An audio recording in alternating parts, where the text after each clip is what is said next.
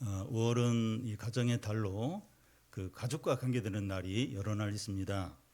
어린이날이 5월 5일이고 어버이날이 5월 8일이고 성년의 날이 15일이고 이 부부의 날이 21일입니다. 이 부부의 날을 21일로 정한 이유가 1 플러스 1이 그 2가 아니라 이제 1이라는 거죠. 그래서 그런 의미에서 21일을 부부의 날로 이제 정한 겁니다. 우리 교회는 5월 이제 첫 주일을 이제 가정 주일로 지키면서 어린이 주일과 어버이 주일을 같이 이제 기념을 합니다. 초등학교 노동조합에서 어린이 7,000명을 대상으로 그 설문조사를 한 것이 주중에 발표가 됐는데 이 어린이들이 가장 원하는 소원 1순위가 화목한 가정이라는 겁니다. 그리고 어린이들이 가장 받고 싶은 선물 1순위가 현금이라는 겁니다. 또한 어린이들이 가정에서 가장 힘들어하는 1순위가 학원 숙제, 또 공부의 어떤 많은 양이라는 겁니다. 어린이들 중에 그 반 이상이 학교 끝나고 가장 가고 싶은 곳이 집으로 바로 가는 거라는 겁니다. 우리가 어린이들이 무엇을 원하고 힘들어하는가 막연할 수 있는데 그 설문조사 결과를 보니까 어린아이들을 좀 더 이해할 수 있는 것 같습니다. 여성가족부에서 2024년 청소년 종합 실태 결과를 발표를 했는데 이 결혼에 대한 조사 결과를 보면 이 청소년 중에서 결혼을 반드시 해야겠다 하는 청소년들이 38%라는 거예요. 10명 중에서 4명도 채 안 됩니다. 이 결혼을 하더라도 아이를 반드시 가질 필요가 없다고 생각하는 청소년이 60%였다는 겁니다. 결혼을 하겠다는 청소년들 중에 10명 중에 6명은 자녀를 낳을 생각이 없다는 거죠. 청소년들은 우리 사회 미래인데 앞으로 결혼율도 더 낮아지고 출산율도 더 떨어질 것 같습니다. 좀 더 다른 이야기지만 그 1인 가구가 올해 3월 기준으로 1,000만 명이 넘었다고 합니다. 전체 세대 중에 42%를 차지하는 비중인데요. 쉽게 말해서 그 어른인데 뭐 청년이든 장년이든 노인이든지 이제 혼자 사는 분들이 크게 이제 늘어났고 10가구 중에 4가구가 이제 혼자 사는 분들이라는 겁니다. 그래서 이 한 가구 곧 가정이라고 하면 보통 이제 2사람 이상이 함께 사는 것을 생각할 수 있는데 그런 개념이 많이 달라졌습니다. 그래서 이 가족이나 가정에 대한 가치나 의미를 따지는 것이 중요한가 하는 생각이 들 수 있습니다. 그런데 이 가구의 형태나 결혼율이나 이 출산율이 변할 수 있지만 이 가족은 사라지지 않고 가족 관계는 여전합니다. 이 자리에 있는 어른들의 경우에 이제 부모는 아니더라도 그 자녀들이기도 합니다. 그래서 우리는 이 가족 관계에 속해 있고 가족과 함께 살든지 같이 살지 않든지 영향을 주면서 살아가고 있습니다. 앞에서 어린이들이 가장 원하는 소원 1순위가 화목한 가정이라고 했는데 이 가족이 제일 이제 중요합니다. 평상시에는 잘 모르지만 사고를 당하거나 큰 수술을 앞두고 있거나 큰 위기가 닥치면 제일 먼저 달려오고 도와줄 수 있는 사람들이 가족입니다.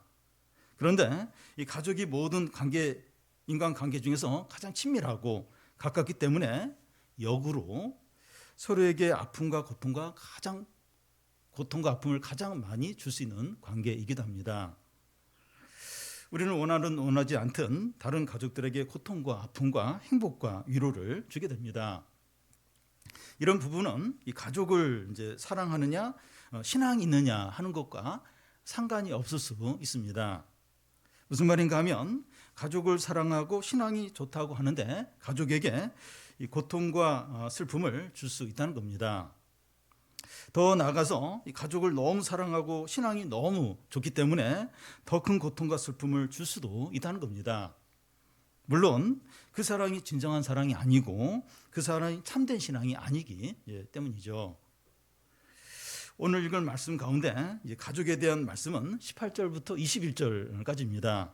그런데 그 말씀을 살펴보기 전에 앞부분의 말씀을 먼저 이렇게 살펴보는 이유는 우리가 어떤 존재이고 믿음으로 행하는 게 어떤 거고 이 사랑이 어떤 것인지 아는 것이 필요하기 때문입니다. 우리가 존재할 수 있는 이유는 가족이 있기 때문입니다. 지금 가족과 함께 살아가고 있든지 1인 가구로 살아가든지 우리는 가족 관계에서 영향을 주고 또 영향을 받으며 살아가고 있습니다. 우리 자신을 통해서 우리 가족들이 행복하고 또 힘을 내고 구원에 이르는 축복이 있기를 바랍니다. 먼저 우리는 어떤 존재인가 하는 겁니다. 부부는 서로를 어떻게 대하는가, 또 부모는 자녀를 어떻게 대하는가 하는 것을 말하기 전에 우리가 어떤 존재인가 하는 것을 먼저 생각을 해야 합니다. 최근에 우리 교회에서 결혼식이 2번 있었습니다. 제가 주례 말씀을 준비하면서 이제 어려웠던 점이 이 결혼을 하는 부부가 어떻게 이제 해야 하는가 하는 말씀을 했지만 왜 그렇게 부부가 서로 해야 되는가 하는 것은 분명하게 말씀을 잘 하지 못했습니다. 무슨 말인가 하면 우리는 크리스찬이기 때문에 서로 이렇게 해야 된다 하는 말씀을 분명하게 이제 말하지 못한 겁니다. 이제 결혼식에는 이제 믿지 않는 분들도 이제 많이 오기 때문에 크리스찬이기 때문에 이렇게 부부 생활 이렇게 해야 된다 이렇게 정확히 말하지 못하고 그러니까 이 크리스찬의 이 결혼이 얼마나 아름답고 좋은가 하는 것을 이렇게 소개하면서 간접적으로 이제 복음을 이제 전한 겁니다. 부부 관계든지 부모와 자녀 문제든지 우리가 어떤 존재인가 하는 것에서 시작해야 합니다. 우리가 읽지 않았지만 그 1절을 보면 너희가 그리스도와 함께 살리심을 받았다 이렇게 되어 있고 또 3절을 보면 너희 생명이 하나님 안에 감추어졌다 하고 또 4절을 보면 우리 생명이신 그리스도께 이렇게 말합니다. 우리가 어떤 존재인가 한마디로 하면 그리스도와 생명으로 연합한 관계입니다. 우리는 그리스도와 함께 죽었고 그리스도와 함께 다시 살아난 자들입니다. 그래서 우리가 하는 모든 일이 그리스도와 관계가 있습니다. 우리의 생각이 달라져야 하는데 그 2절에 보면 위의 것을 생각하고 땅의 것을 생각하지 않아야 한다는 거예요. 그리스도인은 생각부터 달라요. 그리스도인은 품격이 있습니다. 그리스도인이야말로 최고의 품격을 가진 자들이라고 할 수 있습니다. 왜냐하면 이 그리스도인은 주님을 하나님을 닮은 자이기 때문에 하나님의 품격을 가진 자들이 이제 그리스도인들입니다. 전에 유명한 뉴스 앵커가 자기가 행하는 뉴스가 추구하는 3가지가 있다고 하면서 민주주의와 공정과 품격을 얘기했습니다. 그 당시 그 앵커가 진행하는 뉴스가 제일 시청률이 높았고 다른 방송사 뉴스들이 그 앵커가 진행하는 뉴스를 막 이렇게 흉내내면서 그렇게 막 바뀌기도 했습니다.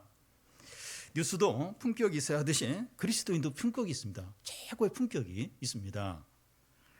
우리는 부부 관계에서나 부모와 자녀 관계에서나 또 싱글의 삶에서 이 그리스도인의 품격에 맞게 살아야 합니다. 먼저 이 크리스찬 아내들의 품격이 어떠해야 하느냐 하는 겁니다. 18절을 보면 우리 같이 한번 읽겠습니다. 아내들아 남편에게 복종하라 이는 주 안에서 마땅하니라. 우리 교회 남자 집사님들 중에 한 분이 금년에 육아휴직을 내서 집에서 아이를 돌보고 부인은 직장 생활하는 그런 이제 부부가 있고 한 젊은 부부의 남편도 그 몇 개월 동안 육아휴직을 냈다가 최근에 다시 복직을 했습니다. 제 기억으로는 우리 교회 이제 처음 있는 이제 일들이라고 이제 기억이 되는데요. 남자가 육아휴직을 이제 하는 것이 최근에 있는 이제 일이라는 사실은 그동안 우리 사회가 육아 부담을 그 여성에게만 지게 해서 경력 단절 등의 불이익을 여성들이 많이 이제 겪었던 거죠. 물론 우리 사회가 과거에 비해서 남자가 가사 일을 하는 게 많이 늘어났긴 하지만 그래도 가사와 자녀 부담의 양육의 부담은 아내들이 여전히 많이 지고 있습니다.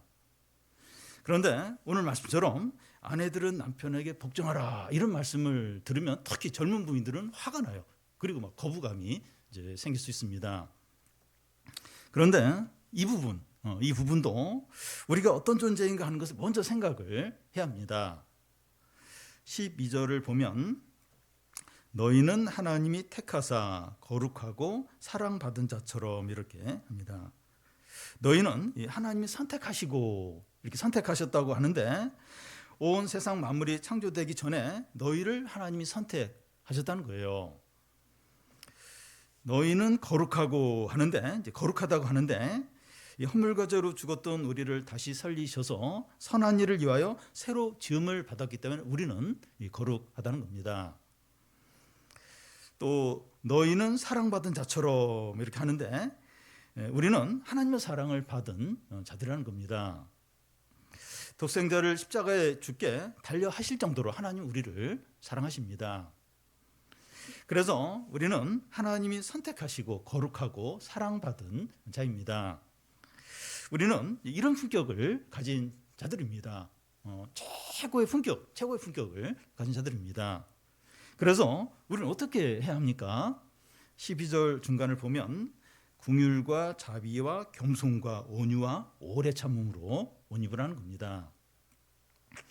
크리스천 아내들이 이런 품격을 가진 자들이기 때문에 남편에게 복종을 하는 겁니다.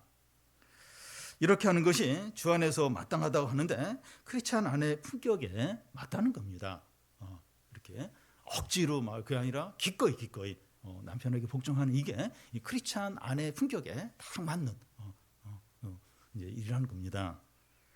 그런데 실제로 아내들이 이 남편에게 복종하는 게 쉽지가 않아요. 절대로 이게 쉽지가 않습니다. 남편이 드라마 눈물의 여왕에 나오는 김수현처럼 총도 대신 맞아주고 또 헌신적으로 끝까지 맞춰주는 사람이라면 복종하기 쉬울 겁니다. 그런데 현실에서 그런 남편은 없습니다. 대부분의 남편은 인격적이지 않아요. 고집이 세고 불평이 많고 아내의 마음을 몰라주고 사랑하지 않는 것 같고 신앙도 안 좋은 것 같습니다. 모든 것이 마음에 들지 않을 수 있어요. 아내들이 우리 남편은 너무 아깝다 이런 생각은 거의 하지 않습니다. 버리고 싶고 바꾸고 싶다는 그런 생각이 들 수 있습니다. 아내들이 어떻게 남편에게 복종할 수 있습니까?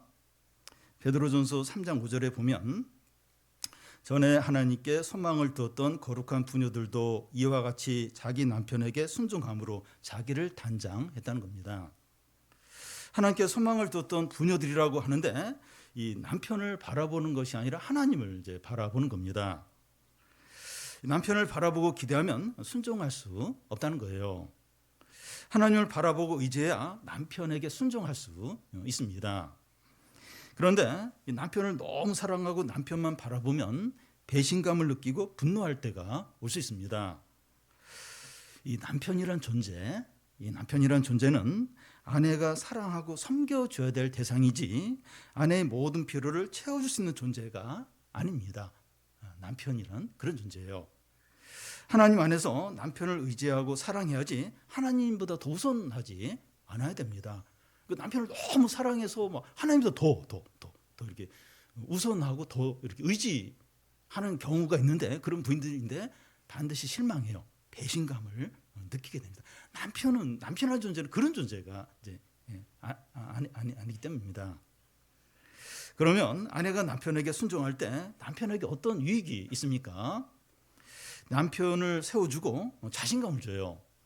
남편이 회사에서 상관하게 깨지고 사업이 안 되고 사람들에게 인정받지 못해서 위축이 되어 있어도 아내가 남편을 신뢰하고 존경해주면 얼마나 힘을 내고 자신감을 갖는지 모릅니다.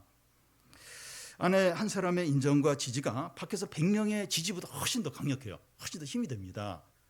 아내의 한마디가 남편을 슈퍼맨으로 만들 수 있습니다. 다음은 크리스찬 남편들의 품격이 어떠해야 하느냐 하는 겁니다. 19절을 우리 같이 한번 읽겠습니다. 남편들아 아내를 사랑하며 괴롭게 하지 말라. 여기 보면 그 사랑하라는 말을 하면서 바로 이어서 괴롭게 하지 말라는 말을 이어서 합니다. 이 말씀을 이제 어떻게 볼 수도 있는가 하면 이 남편이 아내를 사랑한다고 하는데 그것이 괴롭게 하는 일이 될 수 있다는 거예요. 어떨 때 그런가 하면 아내의 마음을 소홀히 할 때 그렇습니다. 제가 지금은 이제 덜 그러지만 전에는 그 아내가 이제 뭐 아들과의 관계로 뭐 힘들어하거나 어떤 어려운 일을 이제 이야기를 하면 저는 성경 말씀을 생각하면서 어떤 조언을 할까 이렇게 생각을 하고 그러면서 이렇게 말을 이제 했습니다. 아내는 제가 남편이고 가장 가까운 관계니까 속마음을 이야기한 것인데 저는 목사로서 듣고 좋은 대답을 이제 해줄 것을 최선으로 생각을 이제 한 겁니다. 저는 최선을 다해서 조언을 해줬는데 아내가 다 듣고 나서 그냥 내 얘기 들어주고 공감해주면 안 돼? 이런 얘기를 이제 하는 겁니다. 아내는 뭐 정답을 몰라서 그런 말을 하는 게 이제 아니라는 거죠. 이 가족이 아니라면 그 어떤 말에 이제 조언하는 식으로 이제 해도 되지만 부부는 가장 친밀한 관계이기 때문에 마음을 나누는 이제 관계인 거죠. 남편들이 아내들에게 자주 범하는 이제 실수들입니다. 그래서 이 크리스찬 남편들은 아내들에게 어떻게 해야 됩니까? 베드로전서 3장 7절에 보면 남편들아 이와 같이 지식을 따라 아내와 동거하고 그를 더 연약한 그릇으로 알라는 겁니다. 이 지식을 따라 아내와 동거라고 하는데 이 지식에 따라 하는 말은 두 가지를 이제 의미한다고 볼 수 있습니다. 하나는 남자와 여자가 얼마나 다른가 하는 지식을 말하고 다른 하나는 자기 아내만이 갖고 있는 독특한 특징을 아는 지식을 말합니다. 먼저 그 여자와 아내의 차이점은 여자가 더 연약한 그릇이라는 겁니다. 여자는 고급스럽고 섬세해서 쉽게 금가고 깨지기 쉬운 크리스탈 접시와 같다고 할 수 있어요. 무슨 말인가 하면 아내들은 감정이 예민하고 정서가 풍부해서 감정이 상해버리면 모든 것이 다운돼 버려요. 그 이후부터 무슨 얘기를 해도 아무 의미가 없어요. 듣긴 들어도 안 듣는 겁니다. 이 딱 마음이 이렇게 닫혀 이제 버리게 됩니다. 아내의 마음을 잘 읽으려고 노력하라는 겁니다. 정답이나 옳은 말만 하지 말라는 거예요. 아내가 속상하고 이제 힘든 이야기를 쏟아놓으면 그랬구나. 너무 힘들었겠네. 마음이 많이 상했겠네. 여기까지만 해도 돼요. 여기까지만 해도 충분합니다. 설교하지 말라는 거예요.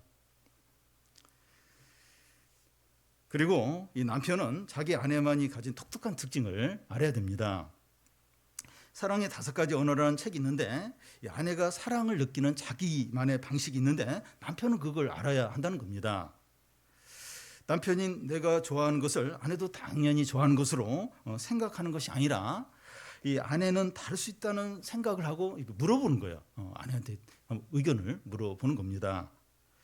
그동안 남편 방식으로 당연하게 여기면서 했다면 아내에게 물어보고 아내가 원하는 식으로 이렇게 해보라는 겁니다. 휴일이 다가올 때 아내에게 먼저 어디 가고 싶은지 묻고 또 아내가 생일이 이제 다가올 때 무슨 선물 받고 싶은지 한번 물어보고 어떤 돈이 갑자기 어떤 돈이 이제 생겼을 때 무엇에 쓰면 좋은지 묻고 또 이렇게 또 뭐 자녀나 어떤 가족의 문제로 힘들어할 때 마음이 어떤지 얼마나 힘든지 이걸 한번 물어보는 겁니다. 이런 질문이 아내 입장에서는 내가 배려받는다, 존중받는다 이렇게 이제 느낀다는 겁니다. 그런데 이 남편 입장에서는 이런 걸 묻는 것 자체가 부담이 될 수 있습니다. 일단 물었다가 이야기를 하면 그 책임을 져야 되잖아요. 이렇게 못 묻는 겁니다.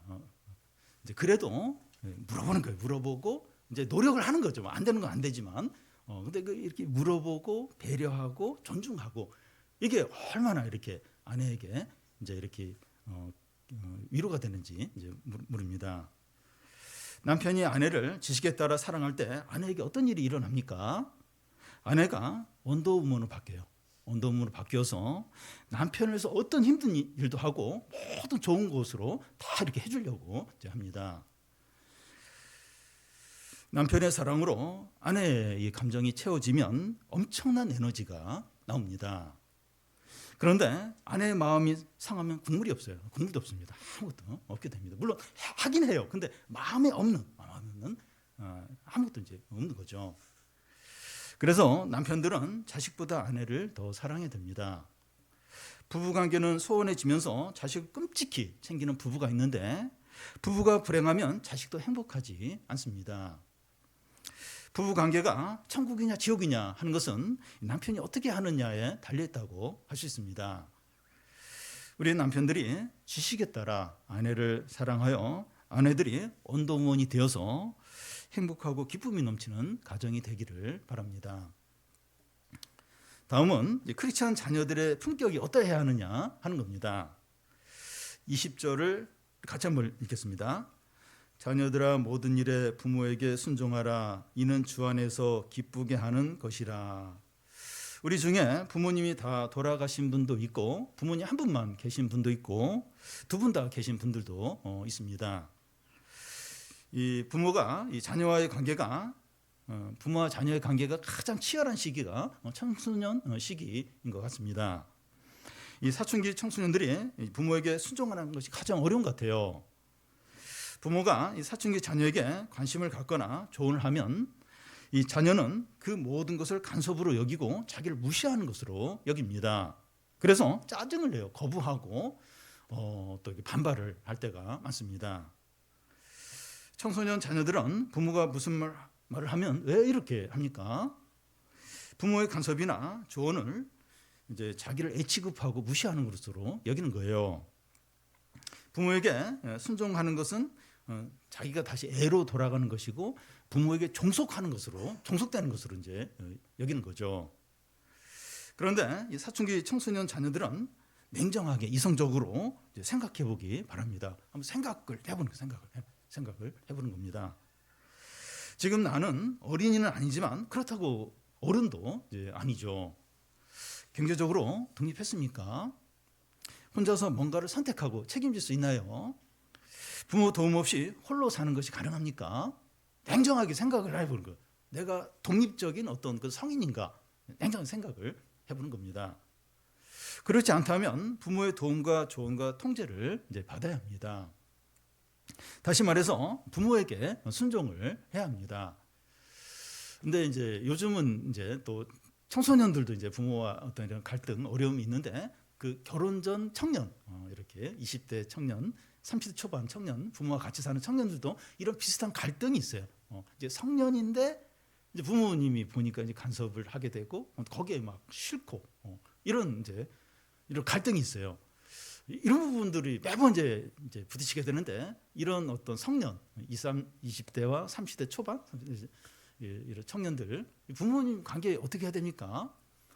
그러니까 이렇게 경제적으로 독립할 수 있으면 독립을 하면 됩니다. 근데 그렇게 못한다면 그래도 부모님 말을 들어야 돼요. 왜냐하면 아직 독립 못하잖아요. 그러니까 어쨌든 부모님 이렇게 말 듣고 이렇게 좀 순종하고 그렇게 해야 됩니다. 성인인데 왜 이렇게 간섭을 하냐? 그러면 독립하라는 거예요. 독립하든지. 독립을 안 하고 부모를 의존해서 산다면 통제를 어느 정도 받아야 이제 되는 거죠. 근데 청소년 때는 이게 더 이제 막 부모에 대해서 이제 이게 더 이제 반발이 이제 심할 수 있습니다.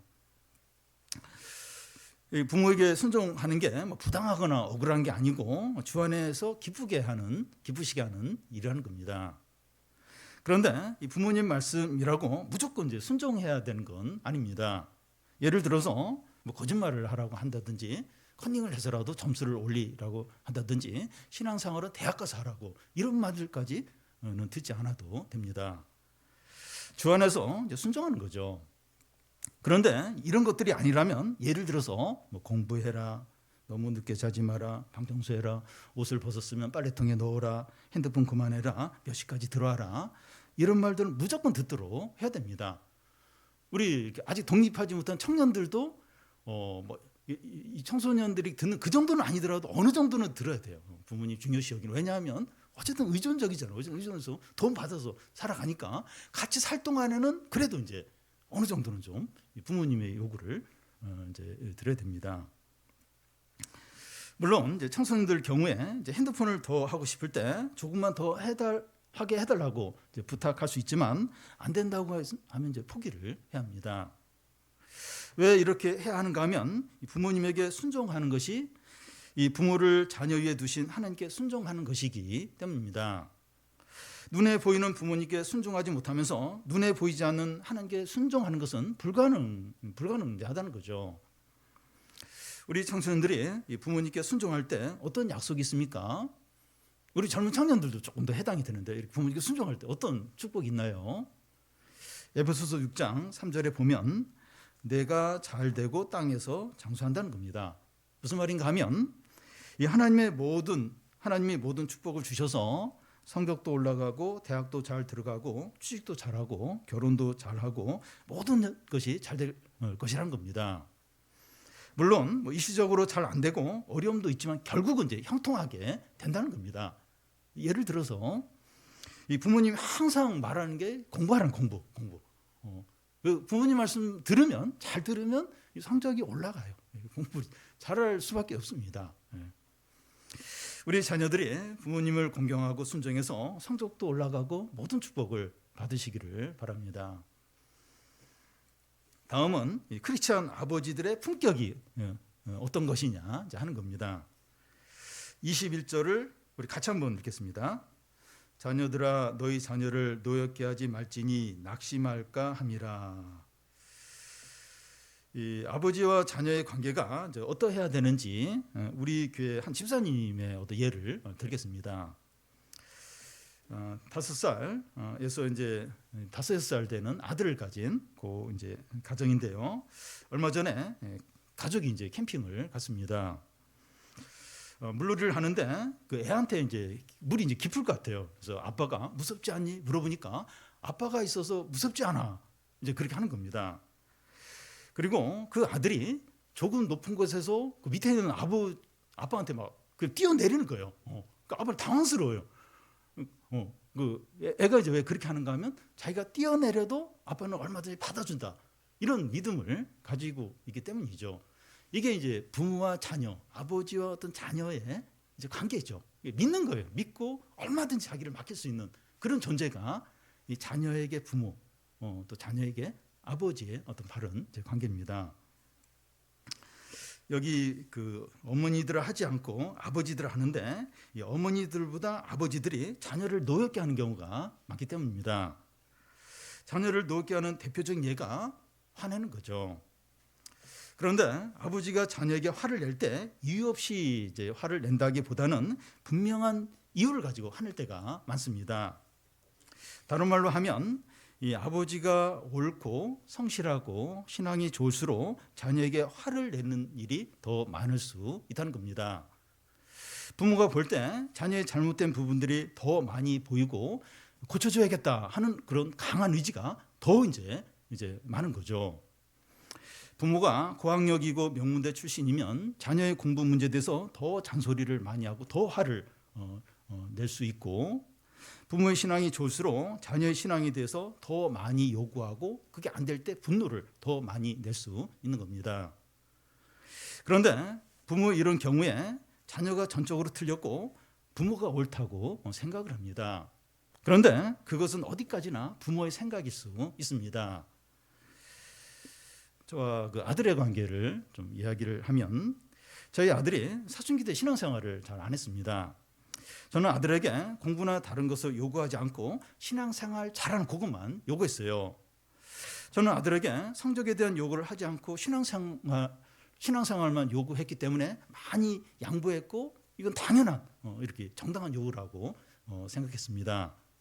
그런데 아들이 저희 요구를 이제 무시한다고 여겨지니까 너무 이제 화가 나고 분노할 때가 있었습니다. 저희 아들이 잘못했고 제가 옳기 때문에 화를 내는 것을 정당하게 여겼습니다. 내가 뭐 나쁜 거 요구하는 것도 신앙생활 요구하는 건데 내가 화내고 분노하는 건 당연하지, 이렇게 이제 여겼습니다. 근데 이제 탕자비유 말씀을 제가 설교하면서 저희 모습이 첫째 아들과 같다는 것을 이제 느꼈습니다.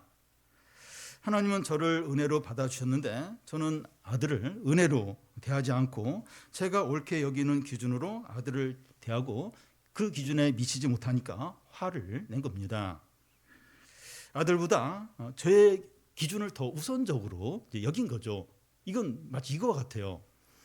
성적을 중요시 여기는 부모가 자녀보다 성적을 더 무시하는 것과 같은 거죠.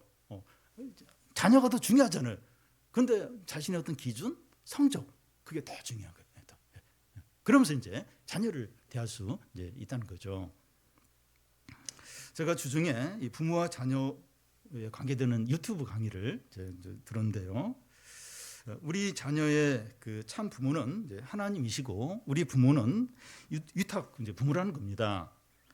자녀들에게 하나님을 가르쳐주고 하나님을 보여주고 하나님을 믿을 수 있도록 도와주는 위탁 부모라는 거죠.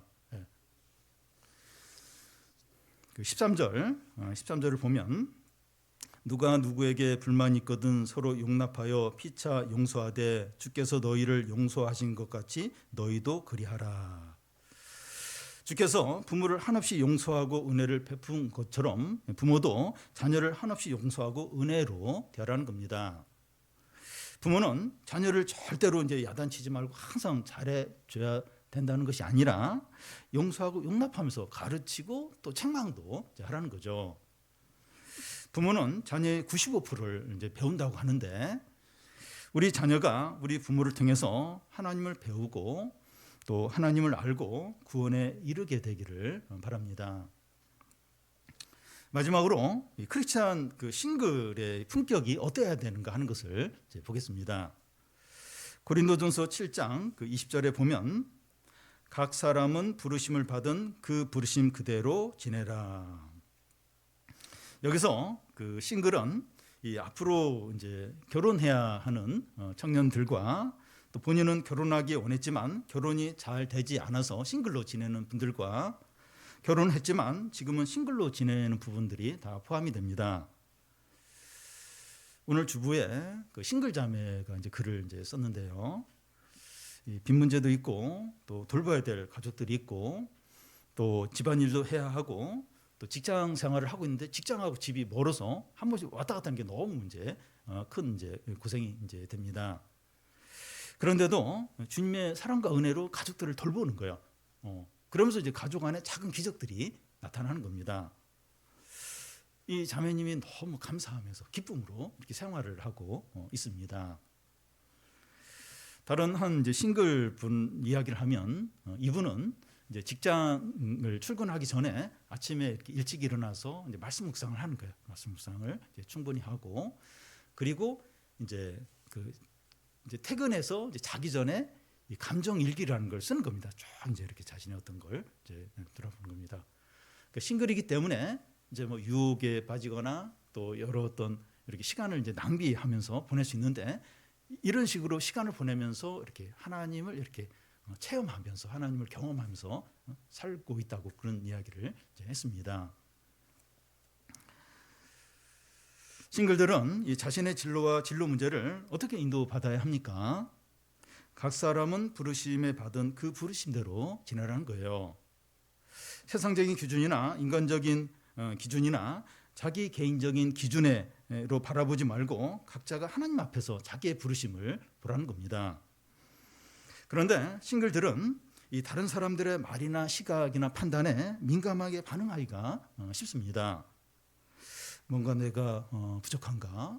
나는 실패자인가? 하나님이 나를 사랑하지 않나? 이런 근거 없는 생각에 빠지기가 쉽습니다. 절대 그렇지 않다는 거예요. 바울이 그 싱글로 지내든 결혼을 하든지 큰 의미를 두지 않고 이렇게 말하는 것처럼 보입니다. 고린도전서 7장에 보면 그러니까 그 결혼하는 것보다 나같이 이렇게 싱글로 지내는 게 좋다. 이제 이런 이야기를 하다가 근데 결혼할 수 있는 결혼하라 이렇게 말해요. 그리고 이 성적인 유혹을 그 통제하지 못하면 이제 결혼하는 게 좋다. 이런 식으로 말하면서 결혼을 해도 좋고 싱글로 지내도 좋고 거기에 어떤 큰 의미를 두지 않는 어떤 그런 태도를 보입니다. 그 이유는 이 크리스찬이 어떤 자인가 하는 것 때문입니다. 15절 앞에 보면 그리스도의 평강이 우리 마음을 주장하고 또 16절 앞에 보면 그리스도의 말씀이 우리 안에 풍성히 거하고 또 17절을 보면 무엇을 하든지 주 예수 이름으로 하는 자이기 때문입니다. 그리스도인은 하나님의 모든 좋은 것으로 곧 하나님의 충만함으로 충만히 누리는 자입니다. 그리스도인이 이런 자예요. 이런 하나님의 모든 좋은 것으로 충만히 누린 자가 이제 크리스찬입니다. 여러분, 우리가 이 그리스도인다울 때 얼마나 풍성하고 복되고 놀라운 삶을 사는지 모릅니다. 얼마나 그 성도를 통해서 얼마나 그 가까이 있는 사람들이 어떤 큰 은혜와 어떤 놀라운 어떤 일들을 경험하게 되는지 모릅니다. 한 예를 좀 들겠는데요. 미국 휘튼 대학을 수석으로 졸업한 짐 엘리어트라는 사람이 1955년 에콰도르 아우카족에서 복음을 전하러 갔다가 참혹하게 죽임을 당하게 됩니다. 그런 일이 있고 나서 1년 후에 짐 엘리어트의 부인 엘리자베스 엘리어트가 간호사 훈련을 1년 동안 받고 나서 이 아우카족에 들어가서 남편이 이루지 못한 사역을 계속 이어서 하게 되는데, 그곳에 어떤 복음의 빛이 조금씩 비춰지기 이제 시작했습니다. 이 부인이 5년이 지난 후에 안식년을 맞아서 고국으로 이제 돌아오려고 했는데, 그 부족의 주장이 당신이 누구이길래 이렇게 헌신적으로 우리를 이렇게 섬겨주고 치료해주냐고 묻습니다. 그러자 그 부인은 사실 5년 전에 당신이 죽인 그 사람이 내 남편이라고 말하는 거예요. 나와 내 남편이 섬기는 하나님의 사랑 때문에 여기서 와서 당신들을 섬기게 된 것이라고 말한 겁니다. 그 이야기를 들은 아우카족의 모든 사람이 예수 믿고 예수님을 구주로 영접을 했다고 합니다. 이것이 그리스도의 사랑이고 그리스도인의 품격이죠. 원수까지 사랑하고 사람을 변화시켜요. 새롭게 만들고 구원받도록, 구원에 이르도록까지 이제 하는 겁니다. 우리는 좋은 남편, 좋은 아내, 좋은 부모와 좋은 자녀와 은혜가 넘치는 싱글이 되고 이제 싶고 행복한 가족 관계를 이루고 싶어합니다. 그러려면 먼저 신자가 되어야 됩니다. 먼저 크리스찬이 되어야 됩니다. 살아있는 믿음을 회복하고 그리스도의 사랑과 은혜로 충만하게 되어야 됩니다. 그냥 신자다, 명목상 신자는 그걸 안 돼. 진짜 살아있는 믿음을 가져야 되고 그리스도의 사랑과 은혜가 그 사람 안에 충만해야 돼. 이게 진짜 이제 신자죠. 진짜 신자가 되어야 됩니다. 오늘 가정주의를 맞이해서 우리 각자가 참된 신자가 되고 믿음이 살아나고 그리스도의 사랑으로 충만해져서 아내는 남편에게 순종하고 또 남편은 그 아내를 지식으로 사랑하고 자녀는 부모를 공경하고 아버지는 자녀를 노엽게 하지 않고 싱글들은 말씀과 성령으로 충만케 되어서 행복과 은혜가 넘치는 삶을 사시기를 바랍니다.